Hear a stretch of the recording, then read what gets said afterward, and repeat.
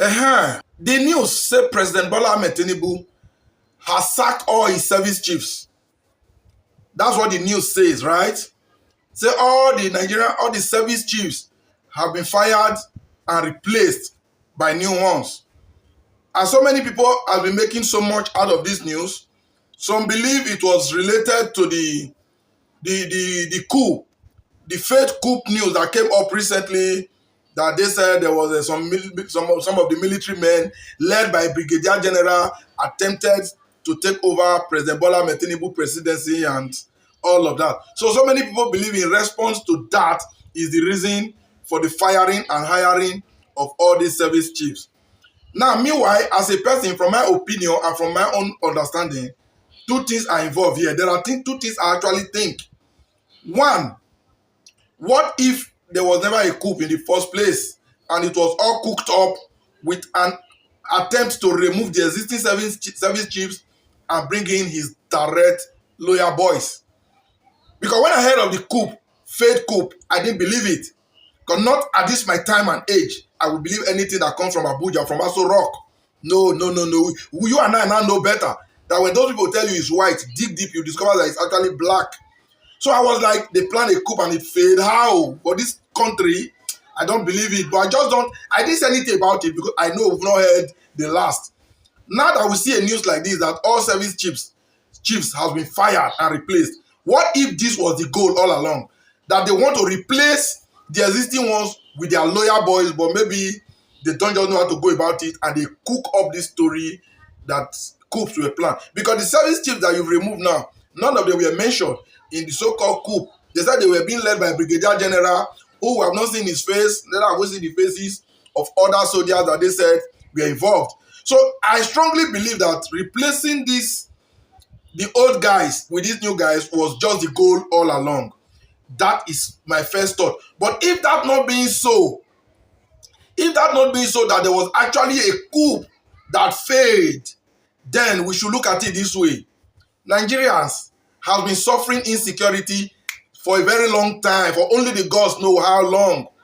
Nigerians have been crying. Not even one service chief has been fired for inefficiency. None. The president has never deemed it fit to see the service chiefs as incapable of taking care of the security issue in the country to replace them. They retain them there. But now that they attempted removing him in power, he has reasons to replace them. Which now means it is all about himself. He doesn't care about over 200 million Nigerians. So which now means the service chiefs are doing well as long as Tinubu is protected and is having the chance to do everything he wants to do, regardless of what happened to the millions of Nigerians.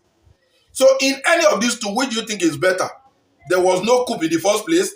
They need an opportunity to bring in their loyal boys. Because looking at the new CDS now, Chief of Defense Staff now, Oyede or whatever, is Tinubu's tribesman as usual. So what if that was the plan? Or maybe there was actually a coup. Now he has gotten scared. He doesn't want it to happen again. He's reshuffling the service chiefs. Whereas Nigerians are crying out there in the hands of insecurity and the president don't care.